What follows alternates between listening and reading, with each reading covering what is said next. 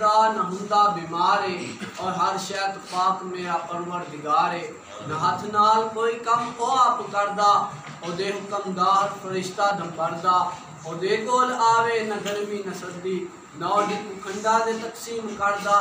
نہ بچہ نہ بوڑھا نہ او نوجوانے، نہ او باڈی بلڈر اور نہ پہلوانے۔ او حی القیوم ہے، اونوں موت کوئی نہیں، اونوں کر سکدا اے فوت کوئی نہیں۔ نہ کھیتی نہ باڑی نہ ڈنگراں دا رولا، او تے ہے کل عالم دا مولا۔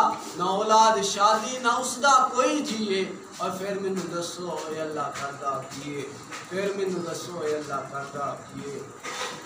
تے مینوں دسو اونوں کوئی بھی غم نہیں، سوائے اس دے ناصر ہور کوئی بھی کم نہیں۔ ایہو حرف آخر ایہو اختتام ہے، اور سونے محمد تے پڑھدا سلام ہے، سونے محمد تے پڑھدا سلام ہے۔ اور درود بھی مصطفیٰ کے لیے، سلام بھی مصطفیٰ کے لیے۔ ان دونوں میں فرق کیا ہے؟ میں جب درود پڑھتا ہوں مجھے ثواب ملتا ہے، اور جب میں سلام کرتا ہوں مجھے جواب ملتا ہے۔ خشک شاخوں کو وہ تازہ گلاب دیتے ہیں، اہل پیری کو وہ پھر سے شباب دیتے ہیں۔ پڑھ لے درود ان پہ غفلت نہ کر، قسم خدا کی وہ آج بھی تیرے سلام کا جواب دیتے ہیں، قسم خدا کی وہ آج بھی تیرے سلام کا جواب دیتے ہیں۔ حدیث تو بہت زیادہ لمبی ہے۔ اللہ تعالیٰ فرماتا ہے کہ سب سے پہلے میں نے اپنے حبیب کے نور کو پیدا فرمایا، پھر اس سے لوح کو بنایا، قلم کو بنایا، کرسی کو بنایا، پھر چوتھا میری بارگاہ کے اندر کافی دیر سجدے کرتا رہا، تو فرمایا آخر پہ فرمایا محبوب اگر آپ کو بنانا مقصود نہ ہوتا تو پھر میں اپنا رب ہونا بھی گوارا ہی۔ پوری کائنات حضور کے صدقے سے بنی، نبی رسول چرند پرند عالم سب کچھ حضور کی بارگاہ کی وجہ سے بنا، اور حضور کے امتی حضور کے در سے ہی دور جا بیٹھے۔ صحابہ نے حضور کے ساتھ کس طرح محبت کی، کس طرح لگن کی، اور حضور نے اپنی امت کے ساتھ کس طرح پیار کیا۔ حضرت ادریس علیہ السلام جنت میں گئے اور دوبارہ واپس نہیں آئے، تو جب نبی کریم صلی اللہ علیہ وآلہ وسلم جنت میں گئے تو پھر کیا ہوا؟ پہلی بار جنت کو سجایا گیا، اور دوسری بات جنت پہلے بہت زیادہ خوبصورت تھی، پھر جنت کو بھی سجایا گیا، پھر حضور کو لایا گیا اور کہا کہ اب حضور جو ہے وہ ایک ایک چیز کا مشاہدہ فرمائیں گے، حضور ایک ایک چیز کو دیکھیں گے، لیکن حضور نے ایک چیز کی طرف بھی نہیں دیکھا، ایک چیز کی طرف بھی نہیں دیکھا۔ حضرت جبرائیل علیہ السلام نے فرمایا حضور جلدی کس بات کی ہے، آپ کسی چیز کی طرف دیکھ ہی نہیں رہے۔ کہا کیا جبرائیل مجھے میری امت کا خیال آ، وہ نبی جس کے لیے سب کچھ بنا اور جس کے لیے جو ہے وہ جنت کو سجایا گیا، اور جہاں پہ حضرت ادریس علیہ السلام گئے تو جنت کو سجایا بھی نہیں گیا تھا، وہ وہاں سے واپس ہی نہیں آئے، اور ہمارے نبی جائیں ایک چیز کو جو ہے وہ پلٹ کے بھی نہ دیکھیں، ہم وہ بتائیں ہمیں۔ اعلیٰ حضرت فرماتے ہیں تمہیں پتہ ہے، اعلیٰ حضرت فرماتے ہیں تمہیں پتہ ہے کہ تم کون سے آنسو اور کون سے موتی حضور کی آنکھوں سے نیچے گرواؤ، صرف امت کی وجہ سے۔ جب ساری امتیں اور سارے نبی حضور کی بارگاہ کے اندر آ جائیں گے تو حضور اللہ تعالیٰ کی بارگاہ کے اندر سجدہ ریز ہو جائیں گے، اور حضور کی آنکھوں سے وہ جو موتی جو ہے وہ گریں گے۔ اللہ حضرت فرماتے ہیں تمہیں پتہ ہے تمہاری اور ہماری وجہ سے وہ کون سے موتی حضور کی آنکھوں سے گریں، وہ تو پھر اللہ تعالیٰ کی محبت کا سلانہ۔ اللہ تعالیٰ فرمائے گا حضور اٹھ جائیے، جو آپ فرماؤ گے وہ ہو جائے گا، جیسا فرماؤ گے ویسا ہو جائے گا، جس کے اوپر ہاتھ رکھیں گے اس کی شفاعت بھی جائے گا۔ لیکن ہمیں بتائے کہ ہم نے حضور کے ساتھ وفا کون سی کی، ہم اس طرف گئے ہی کبھی نہیں۔ حضرت شماس بن عثمان رضی اللہ تعالیٰ عنہ کی طرح حضور کے ارد گرد ہم چکر تو نہیں لگا سکتے تھے، تین طرف سے حضور کی طرف تیر آ رہے تھے، تو حضور ہوا کی طرح حضرت شماس بن عثمان گھوم رہے تھے، ہم وہاں پہ گھوم تو نہیں سکتے تھے یارو، ہم یہ تو نہیں کر سکتے تھے، لیکن ہم مرشد جی کے پاس آ کے دل کی سمجھ کو سیکھ سکتے تھے۔ حضرت ابوبکر صدیق رضی اللہ تعالیٰ عنہ کی طرح ہم اپنے پورے جو ہے وہ گھر کو اور پورے مکہ کو چیلنج تو نہیں کر سکتے تھے، حضور کے ہر چیز حضور کے قدموں میں لا کے تو نہیں رکھ سکتے تھے، لیکن ہم حضور کے دین کی طرف متوجہ ہو کے چل تو سکتے تھے۔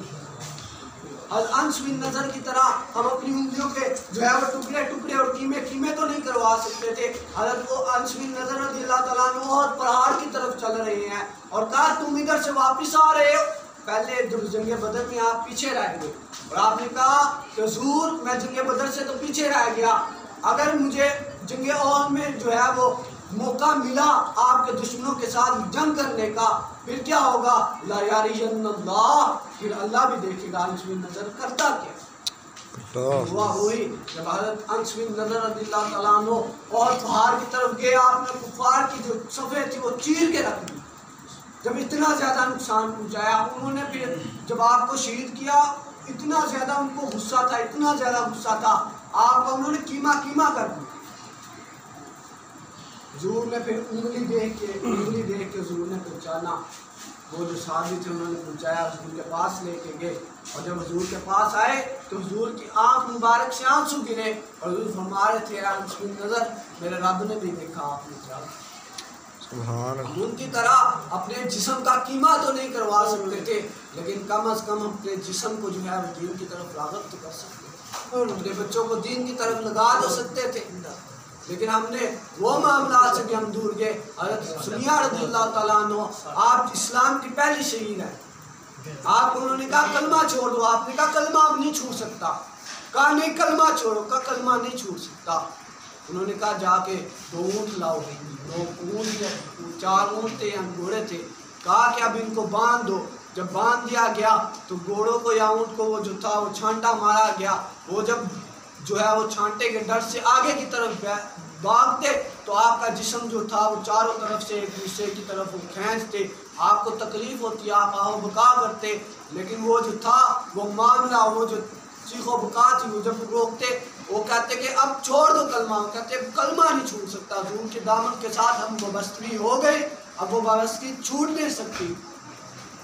تو پھر کیا ہوا؟ انہوں نے اتنا زیادہ ظلم کیا، آپ کے جسم کے 4 ٹکڑے ہوئے، انہوں نے دین کا دامن نہیں چھیڑا۔ ہمیں ہر چیز کی سہولیات میسر تھی، ہمیں ہر چیز کے معاملات میسر تھے، ہم نے وہ ساری چیزوں کو چھوڑ دیا، ہم نے اپنے نبی کے طریقے کو چھوڑا، ہم نے حضور کے پیاری پیاری سنتوں کو چھوڑ دیا، ہم نے وہ دین کا کام، مجھے بتاؤ کافروں نے تو حضور کے دین کا کام تو نہیں نہ کرنا، دین کا کام تو مسلمانوں نے کرنا تھا، لیکن مسلمان بھی اس طرف راغب ہی نہیں ہوئے، اس طرف چلے ہی نہیں۔ حضرت عبداللہ رضی اللہ تعالیٰ عنہ کو انہوں نے پھانسی دے کے چونک کے اندر لٹکا دیا، تو حضرت اسماء رضی اللہ تعالیٰ عنہ کو جب بلایا گیا، آپ حضرت ابوبکر صدیق رضی اللہ تعالیٰ عنہ کے بیٹی ہیں، اور حضرت عبداللہ رضی اللہ تعالیٰ عنہ کی وہ شان ہے، اتنی زیادہ شان ہے، اتنی زیادہ شان ہے کہ جب وہ کفار تھے انہوں نے جو ہے وہ ان کو انہوں نے کہا جی ہم نے کہ جو ہے وہ اوپر جادو کر دیا، مسلمانوں کے اوپر جادو کر دیا، اب ان کی اولاد کوئی نہیں ہوگی۔ تو حضرت اسماء رضی اللہ تعالیٰ عنہ نے ہجرت کی، تو جب مسلمانوں نے سنا کہ حضرت اسماء رضی اللہ تعالیٰ عنہ کے ابوبکر صدیق رضی اللہ تعالیٰ عنہ کا جو ہے وہ دوتا آیا دنیا میں، تو آپ نے وہ کئی دن آپ پورے مدینے میں جو ہے وہ نعرے لگتے رہے، اور کفار پوچھتے تھے، یہودی پوچھتے تھے یہ ہو کیا رہا ہے، اور کہتے تھے کہ مسلمانوں کے اوپر وہ جو کہتے تھے نا جادو ہے وہ ٹوٹ گیا ہے، وہ جھوٹی بات تھی، تو اللہ تعالیٰ نے ان کو جو ہے وہ بیٹا عطا فرمایا ہے، تو یہ اس خوشی کے اندر نعرے لگا رہے ہیں۔ اور حضور نے جب آپ مدینہ منورہ میں آئی تو حضور نے اپنے لعاب کے ساتھ ان کو گرتی، سبحان اللہ، یہ ان کی شان ہے، اور ان کو جب دین کی خاطر انہوں نے قربانی دی تو ان کو جو ہے وہ چونک کے اندر لٹکا دیا گیا۔ تو حضرت اسماء رضی اللہ تعالیٰ عنہ آئے اور جب اپنے بیٹے کو دیکھا، نہ آپ نے آہ کی، نہ بکا کی، نہ آپ روئی، نہ آپ چلائی، بلکہ کائنات نے ایک عجیب منظر دیکھا۔ وہ منظر کیا تھا؟ آپ نے اس طرح اپنے بیٹے کی طرف دیکھا اور آپ نے کیا وہ وقت نہیں آیا؟ آپ نے فرمایا کیا وہ وقت نہیں آیا کہ شاہ سوار گھوڑے سے اتر کے نیچے آ جائے؟ صحابہ نے تو اس طرح حضور کے سامنے جو ہے وہ قربانیاں دی، ہم نے کون سی قربانیاں دی؟ میں اور کسی کی بات نہیں سمجھتا، ہمیں تو خود اپنی ہی ہوش نہیں تھی۔ میں پہلے سال میں مرشد جی نے مجھے بھیجا تو میں پہلے سال میں جا کے میں نے کہا میں نے پڑھنا ہی نہیں، میں فیکٹری کے اندر ادھر سے فیکٹری کے اندر چلا گیا، اور جب میں فیکٹری کے اندر گیا تو وہاں تو ضلالتیں تھیں، وہاں تو گالیاں تھیں، یہ معاملات تھے۔ آج ہم بڑے جو ہے وہ چوڑے ہو کے مدرسے کے اندر دارا یدرب دربن پڑھا رہے ہوتے ہیں، یہ تو مرشد کریم کا احسان ہے ہمارے اوپر، ہماری نسلیں بھی ان کو وہ جو ہے وہ احسان دے نہیں سکتی۔ ہم ادھر بیٹھ کے وہ جو چند الفاظ بولتے ہیں اور ادھر بیٹھ کے جو احادیث پڑھتے ہیں وہ تو مرشد جی کے صدقے سے ہی پڑھتے ہیں، اور مرشد جی کی نگاہ کے ساتھ ہی ہم جو ہے وہ سب کچھ پڑھتے ہیں۔ تو مجھے مرشد نے فرمایا بیٹا سب کچھ چھوڑ دو، وہ الفاظ آج بھی میرے کانوں میں گونجتے ہیں۔ مرشد نے فرمایا تھا بیٹا دین کے لیے جھک جاؤ، کیونکہ وہ شیطان حاوی ہوا ہوتا ہے، اس کو پتہ نہیں چلتا، اس کو سمجھ نہیں آتی۔ تو میرے بے ساختہ میرے الفاظ جو منہ سے نکلے تھے وہ یہ تھی کہ دین کے اوپر جھکنے سے کیا ملتا۔ پھر مرشد نے فرمایا بیٹا دین کے لیے جھک جاؤ، رب تمہیں پھل لگا۔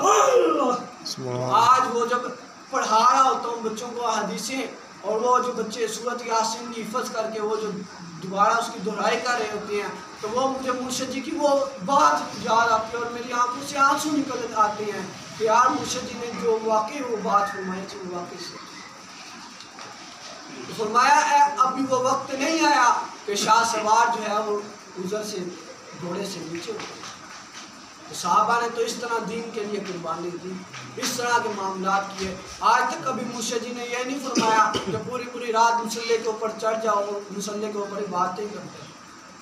آج تک پیر و مرشد نے یہ نہیں کیا کہ آپ ادھر 10,000 لے کے آؤ، 1,000 روپیہ لے کے آؤ، 2,000 روپیہ لے کے آؤ، 20,000 روپیہ لے کے آؤ۔ آج تک مرشد جی نے یہ اعلان نہیں کیا، لیکن پیر و مرشد یہ ضرور فرماتے ہیں بیٹا دین کے ساتھ مخلص ہو جاؤ۔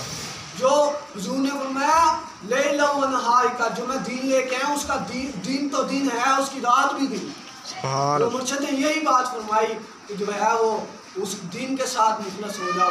بلکہ 30 صحابہ نے جو ہے وہ اللہ